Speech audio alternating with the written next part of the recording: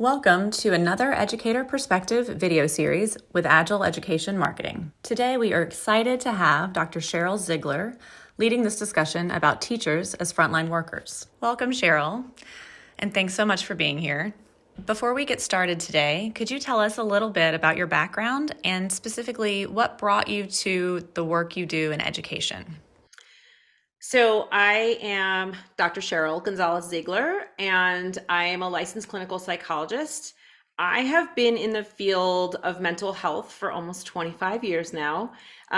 It is just been always been my passion, and really what led me, I've always been in and out of schools because I am doing observations on kids. I really like to think systemically. So I always want to know what a teacher thinks, what they see, what their environment at school is like. So I always have felt very connected to schools professionally.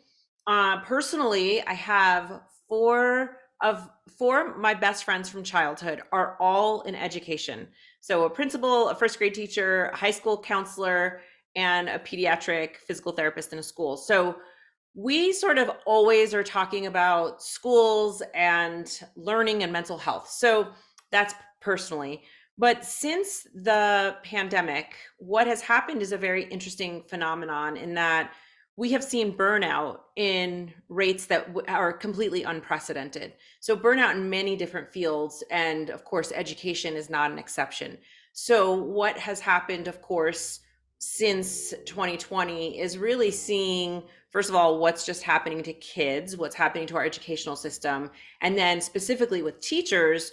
Really, schools are now, in some ways, they have grants and they have some support from the federal government to be able to kind of do an education recovery. And it's been a high interest of different schools throughout the country. I even did a joint partnership with a school in Germany to really talk about how to bring mental health into schools, how to teach teachers who aren't going to go and get a psychology degree, just some basic signs and symptoms of things like depression and anxiety, suicide.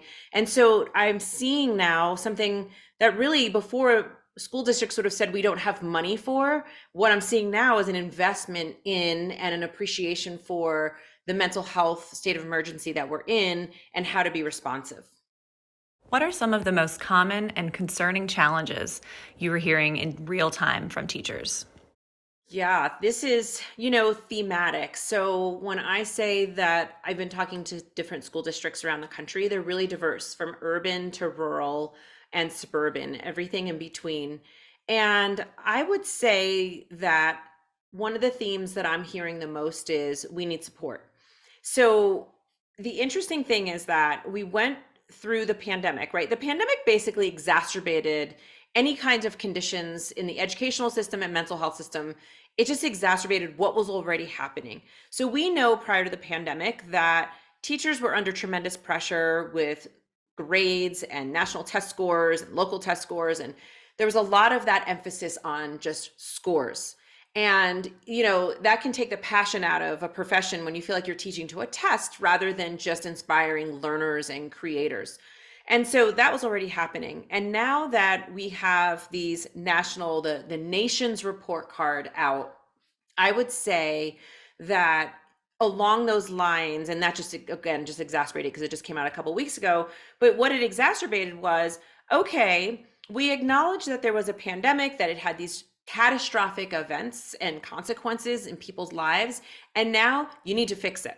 So not only do you need to fix the last 2 years of lost learning, but you also need to keep them up with this current year.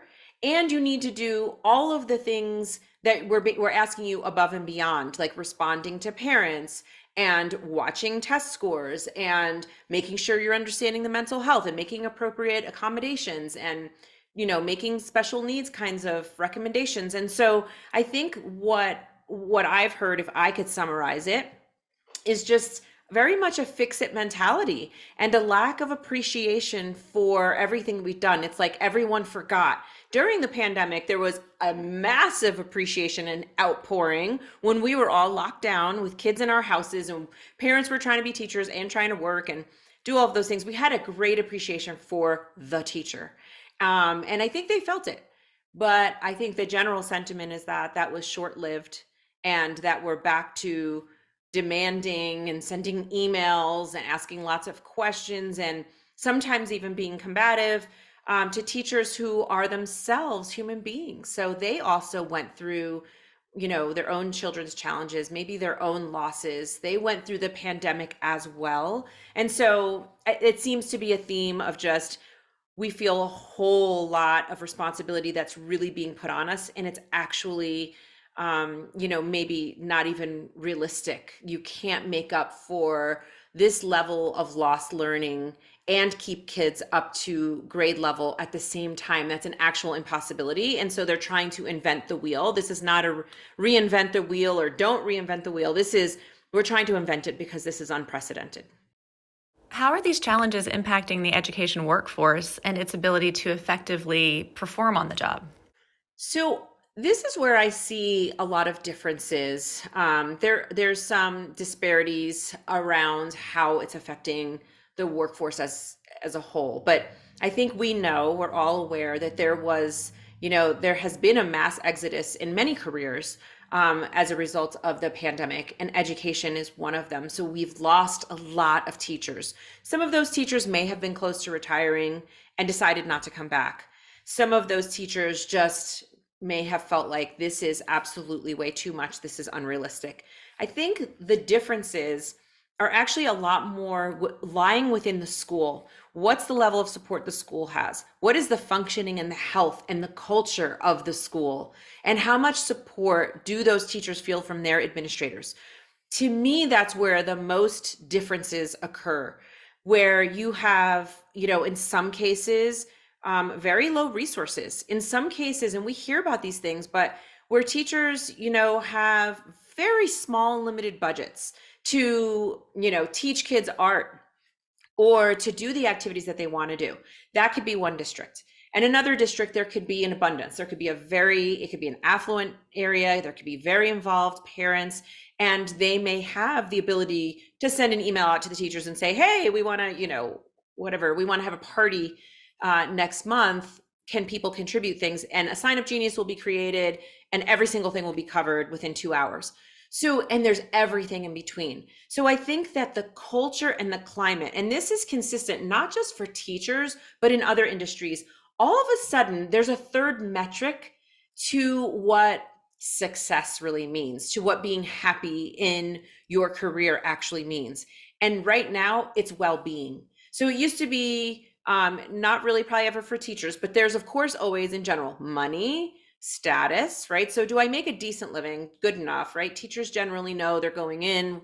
We somehow in this country sort of accept that they're underpaid, but teachers go into it kind of knowing the expectation, knowing, also what the compensation is, but they love it. And they've got a ton of passion and so much skill to share. Right. So then there's that status of I'm a teacher. I'm important in the life of a child. I am important in the life of a child. I am making a difference in the world. And that is incredibly rewarding. And those two metrics of success still exist. However, the third metric is my well-being. So how much does this work environment that I choose to go to every day, how much does it love on me? Does it support me? Does it appreciate me? And that's the metric that now we're seeing for teachers and many other careers as well, that really matters. And so the schools and the districts that don't have that as a part of their culture will struggle more than the ones that have it. And that's where I see really in general the divide, and also just the anecdotal stories and feedback is it's not even about necessarily new teachers or seasoned teachers who maybe have been doing this for 20 years. It's really around the level of support. And that is key to retaining teachers that we have, as well as having teachers that are open and motivated to learn some new things. Because in addition to everything they had to do to become a teacher, now in this new time that we're in, they have to be open to learning new things, new ways to understand mental health, to be able to identify it, to respond to it, to regulate, to co-regulate in a classroom. And so they're the ones, again, that ones that feel supported, the ones that get the support are the ones that are going to be more likely to stay and, really thrive in this kind of career. What is your highest area of concern about the current state of teachers working out on the front line? I have a lot of concerns right now about teachers being frontline workers. So let me explain. I want to explain a little bit about what some of my concerns are. So we've talked about the level of obvious stress that we've all been through. We talked about, things that we need to do. We need to support them. They need to feel appreciated, all those things. But what I haven't yet talked about is stress and is secondary post-traumatic stress, secondary stress, compassion fatigue. This is an area I really want to give a couple minutes to because I want to name what's happening. And sometimes people will say, I'll hear the quote, I didn't know it had a name. I didn't know that it rose to the occasion of being in a category of trauma. And so I really want to give light to that. So first thing is in a 2020 National Gallup poll, teachers were tied with nurses for experiencing the highest levels of daily stress in their jobs. So nurses who, are frontline as well, they interact probably more with patients than anybody else. They're the ones that are there. It's the same equivalent as teachers. They're in the front lines. They're interacting with their students, our children, all the time. There's no break. That is their job. There is no, you go back to your office for a few hours and then go back. It's all the time. So the level of stress that they feel, I think that should really give us all pause, are at the highest levels that there can be of any kinds of jobs. And so that's really important to first and foremost understand. High level of stress job. And secondary traumatic stress is going to happen, and compassion fatigue is going to happen when there's a teacher that cares about other human beings. They care about their students. They care about those children and how they're doing, not just how they're doing in their grades or even in their learning, but them as whole human beings. We talk about, learning and teaching to the whole child. And so when you really care about the whole child, you are more at risk for experiencing what we call secondary trauma. So secondary trauma is defined as being a witness to, being an observer to high stress traumatic events. And when you are a teacher, and again, all, districts, private, public, they're different. You have different levels of what you qualify as trauma. But when you see year after year groups of students where some of them live in poverty, some of them come into school and they clearly are in dirty clothes or they've been neglected, or some of them come in and they're sleep deprived. Some of them come in, they tell you about the divorce their parents are going through. Some kids are gonna, come in and have marks on them that you are gonna have to report. Kids are being bullied. The list kind of goes on. When you experience that as a caring, loving teacher, a human being, over and over and over, that takes a toll. That takes a real toll. And so we first started studying these kinds of things really in a pretty significant way when we started looking at doctors and nurses and emergency rooms. And then we started looking, of course, at therapists. And so we would call it, when I was being trained, we called it vicarious traumatization, which was, yes, I might not have been traumatized firsthand, but because of the ambient trauma that is around me, or what I am absorbing, what I'm listening to and interacting with on a daily basis, it affects me in very real ways. So if there's a teacher or an administrator listening right now and you're wondering, could I have that? This is what secondary trauma can feel like, and this is what it can look like. So the first category is having intrusive thoughts. So you're thinking about things a lot. You're questioning how you handled a situation. You're maybe playing through, you're coming home and you're not fully able to let the day go. And that's a really almost an easier marker, because a lot of times if you live with someone, if you have a partner, if you have a spouse, a family, they'll say things like, they may give you feedback. You talk about that a lot. You talk about that one student a lot, or that situation a lot. It goes on over and over. You can even have flashbacks. And one of the things that I haven't said is we're also living in a time of mass shootings that are, a lot of times, too often, disproportionately directed toward violence toward children in schools. And so, depending on the age of the child that you have, starting in kindergarten, you're preparing for active shooter drills. You're doing them. You're thinking about them. They're no longer just even, lockdowns, but they're called active shooter drills.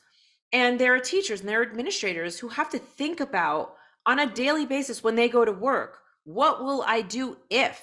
Will I get to the door and lock it in time? We know these incredible stories of teachers jumping on their students to save them. This has now become the climate and the culture of the work environment of a teacher. This did not always exist. And that in and of itself is a trauma that our students and our teachers have to live with on a daily basis. So that's category one, intrusive thoughts. The second one is avoidance.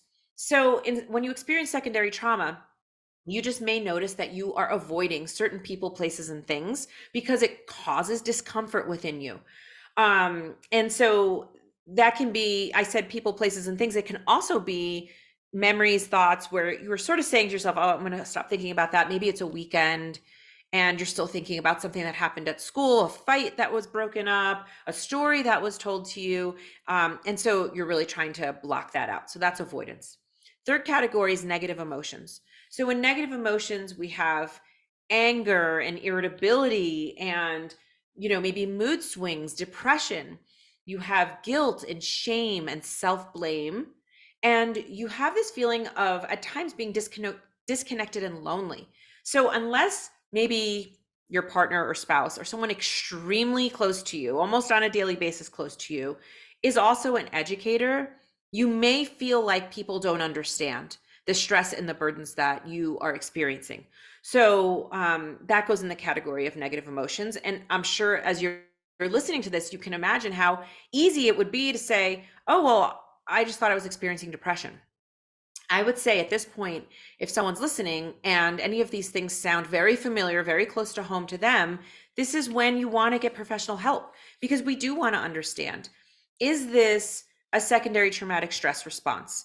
Is this depression? Could it be both? Is it anxiety? And so going to a professional and getting that kind of support can be really life-changing. So I really encourage people to do that.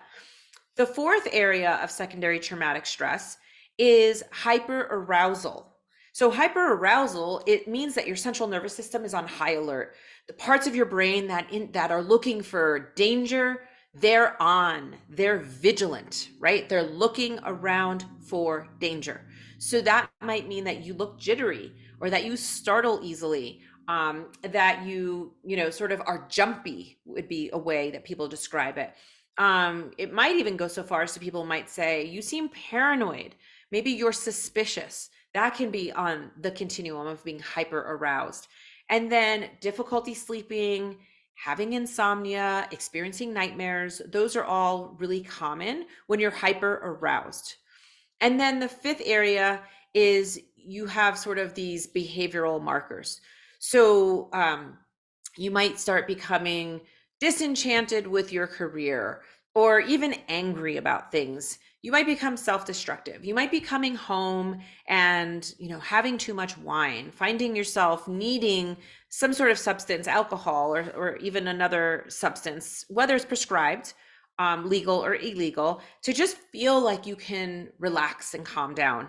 And you can also experience shock and denial. So as you can see, when we talk about teachers as frontline workers, some of the things that have been going on the last couple of years, and then secondary trauma, it really taps into a host of different mental health issues that can be really difficult to discern which it is until you either start really looking into it yourself or go see, a licensed professional mental health counselor or a psychologist that can really help and support, because nobody has to live this way. And I really do believe that you can continue to be an educator if that's what you love and you want to do or you have to do, and be able to take care of yourself and be able to have positive mental health and be healthy overall. In my mind, mental health is just health, right? We haven't talked about the physical health consequences of holding on to all the stress, but I think that it can happen, but it has to be conscious, it has to be intentional, and it has to be in an environment that is supportive of that. So, what can be done to address these challenges? So there are a couple things that I think are most important to be done to address the challenges that we've just talked about. Um, it's going to sound simple, but it's not. And the first one is to create an environment in which teachers feel supported, in which they have a sense of camaraderie, in which they feel that their teachers are truly their colleagues and their administrators are their supporters. And that is just all over the place. It sometimes some schools may feel that way, but I think that more often than not, there can be a level of either dysfunction or an emphasis on things that are outside of what really drives teachers, what makes them passionate and what they really care about, which are kids, which are learning, which are creating their own environments, right? So there's interestingly in a school, there are multiple environments. There's their classroom environment, there's the administrative environment, there's the parent teacher community environment.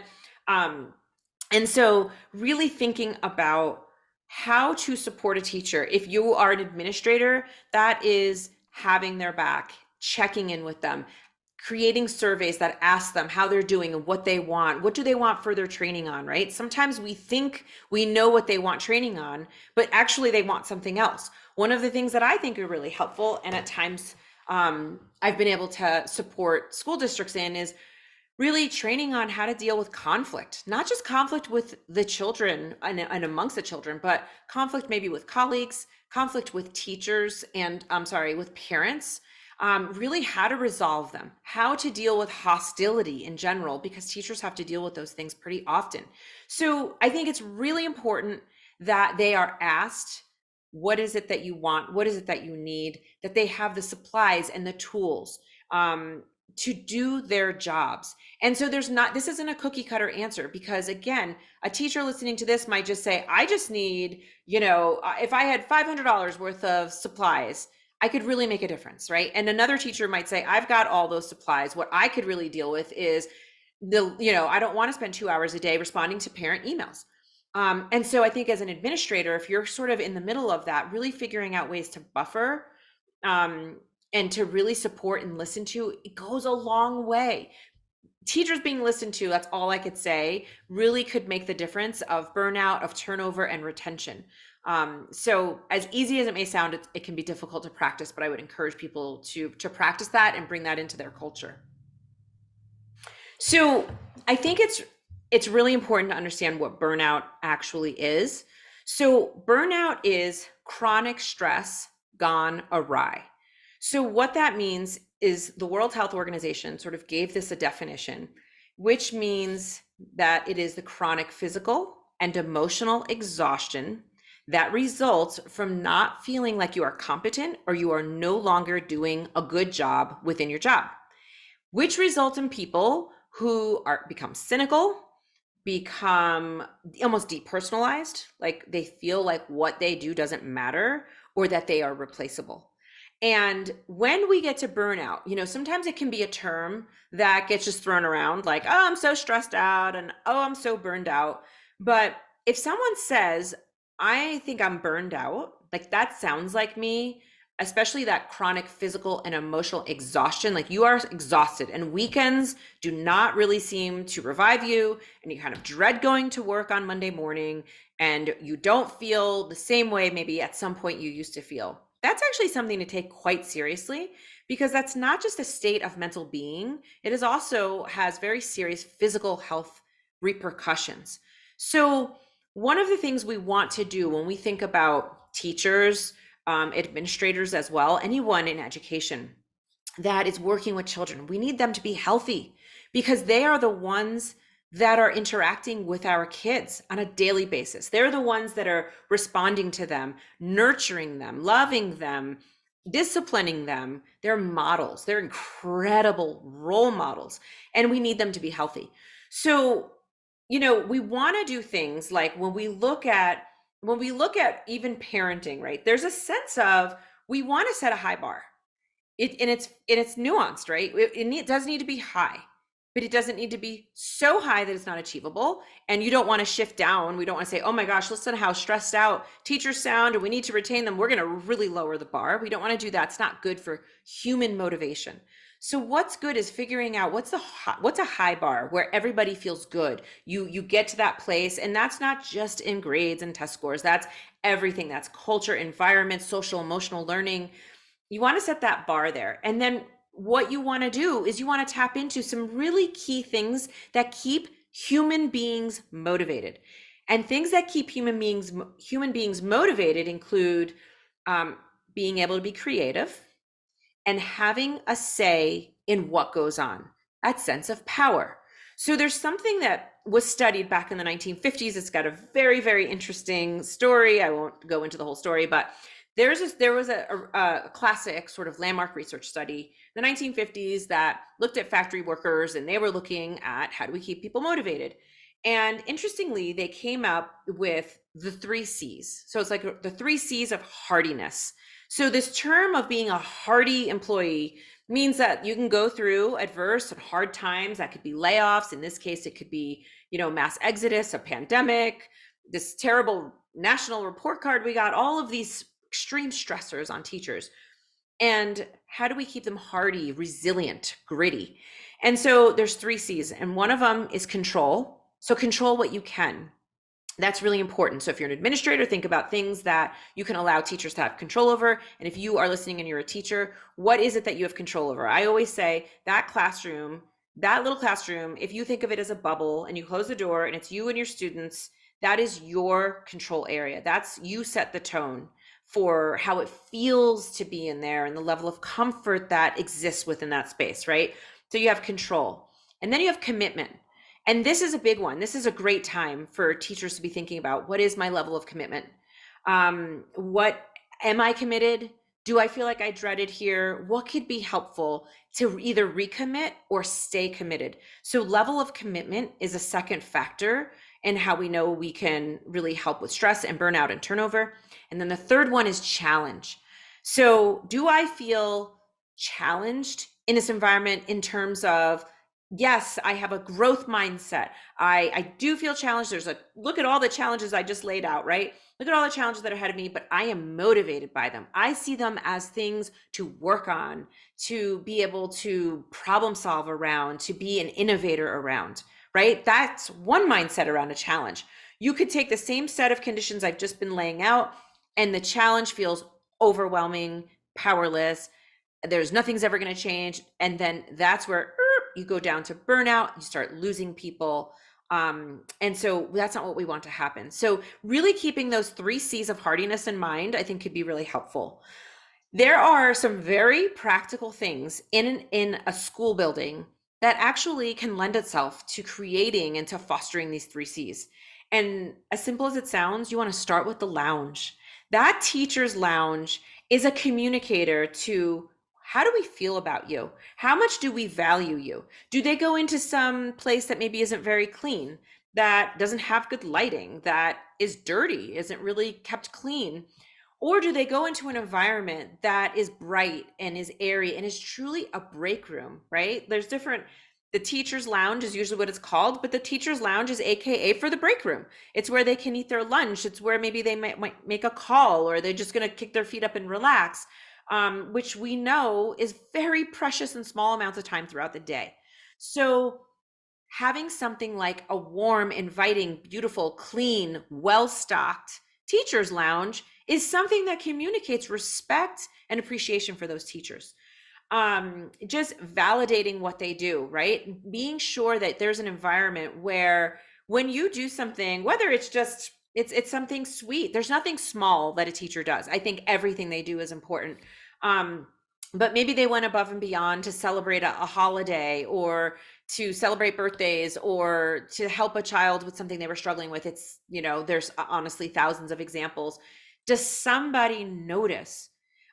Do administrators communicate to parents? Here are the boundaries around communicating with teachers. Yes, we want an open door. We want you to feel that this is a warm and welcoming environment for all.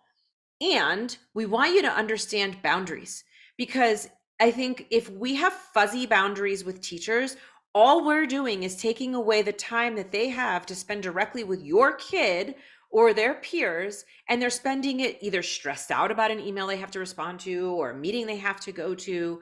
And so I just think there is a time and a place to have those kinds of communications with your child's teacher, but they need to be clearly defined.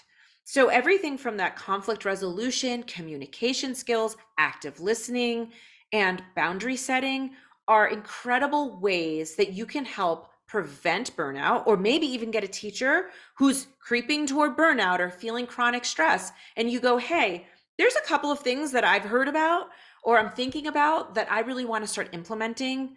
What would be most impactful for you? What would make you feel supported and excited to come to work every day? These are the conversations that need to be happening. I don't think there's suggestions. I don't think it's would be nice. I think it's actually necessary. And I have witnessed firsthand large companies and corporations making huge shifts and having conversations around mental health and employee support that had never happened before. And we know that there are positive dividends. And so the same thing can happen in an educational environment. So those are the things that I think are helpful for dealing with chronic stress, for helping support teachers, and for really point blank addressing burnout, which is something that is striking teachers as much as any other profession. Do you have suggestions for things that school districts and administrators can do to meaningfully support their educators through this period of stress and burnout? Yeah, so I think, some of the things I just talked about are very helpful for preventing burnout. I think that one of the things that could be helpful is, we have a lot of initiatives for kids. And of course, that's our priority, right? So we have mindfulness programs and yoga and deep breathing we're teaching kids. And of course, this is not in every school, but I do feel like a lot more schools are bringing this in. We're talking about bullying prevention programs. So there's a lot I know that educators care a lot about in terms of programs to bring into schools. And I think there needs to be a parallel process that goes on. It's like saying in your family life, okay, kids, right? It's the whole do as I say, but maybe not as I do. Do these things, go do yoga, go do deep breathing, don't fight with your brother, do these things. But then, maybe mom and dad aren't doing those things. They're arguing, they're not eating well, they're not sleeping very well, they're on their screens all the time. And so if you take that example and think about it in a school, I think there can always be a parallel process. If we're teaching kids conflict resolution skills, if we're doing restorative justice on a peer-to-peer level, I think you can be doing that also on a colleague to colleague level. Bringing in that version, the version of whatever we're supporting the whole school around or the classroom around, I think needs to be at every level in a school. And I mean every level, from support staff, bus drivers, administrators, direct, supports, school psychologists, everybody can benefit, because it's an environment, it's an ecosystem. And so you can't just take certain parts of an ecosystem and say, oh, we're teaching them mindfulness, but maybe me as a teacher, I don't practice deep breathing. I don't know how to do meditation. I don't practice those things. You can't have an environment of what we would call being in equilibrium or in homeostasis, or a third term that gets used as well in schools is in full regulation.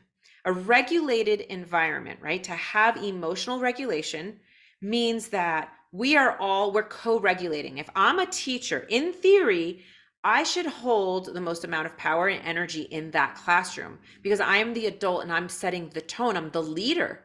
And so if I'm leading you in something, not only do I really need to be doing it and practicing it and really knowing it, but hopefully so are all my colleagues.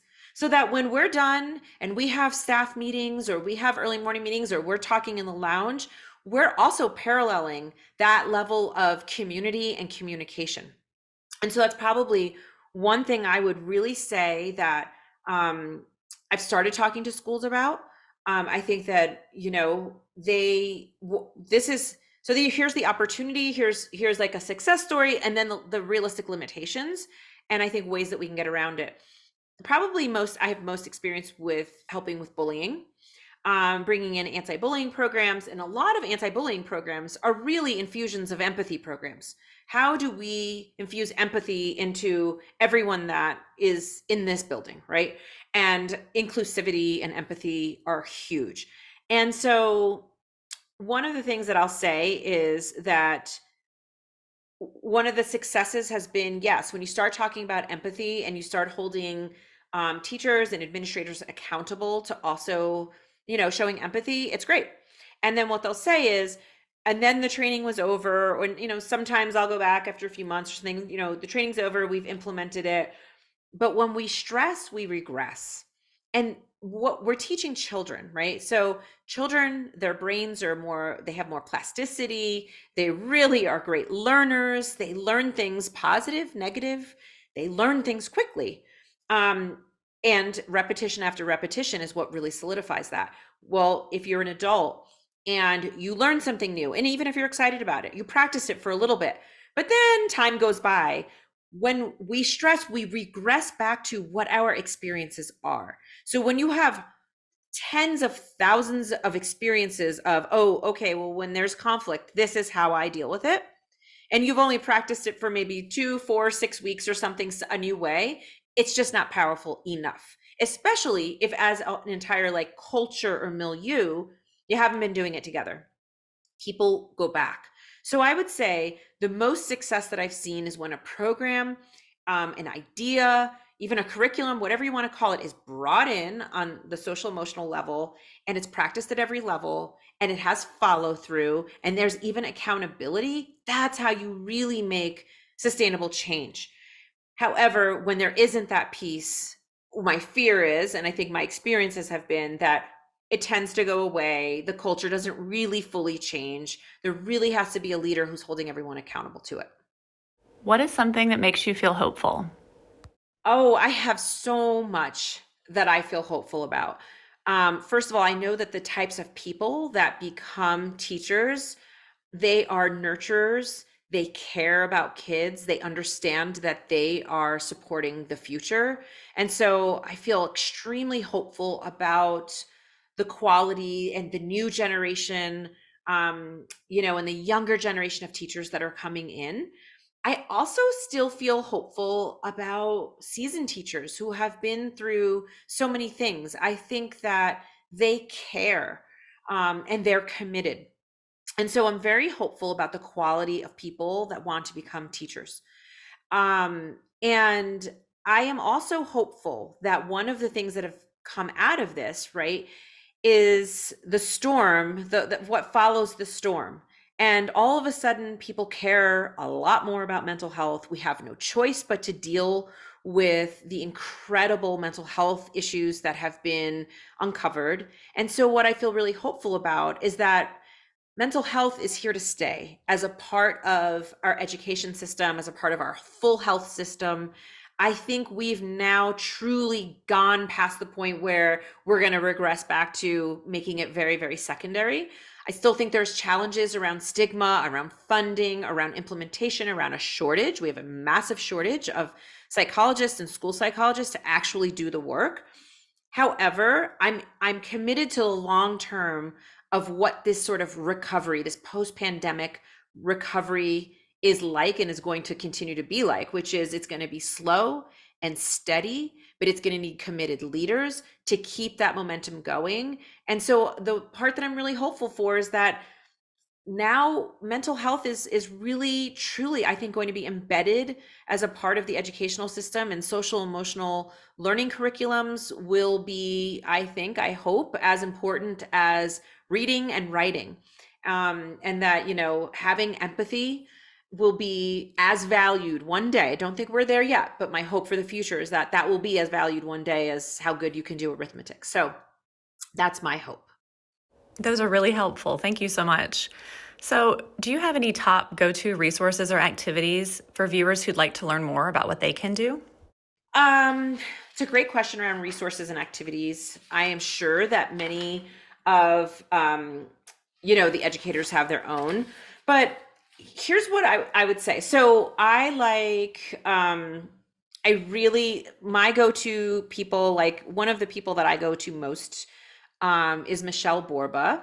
She is an educational psychologist. She's got lots and lots of books out, 20 something books out, talks lots around empathy and creating cultures of true inclusivity and trust. So that's probably one of my top go-to resources.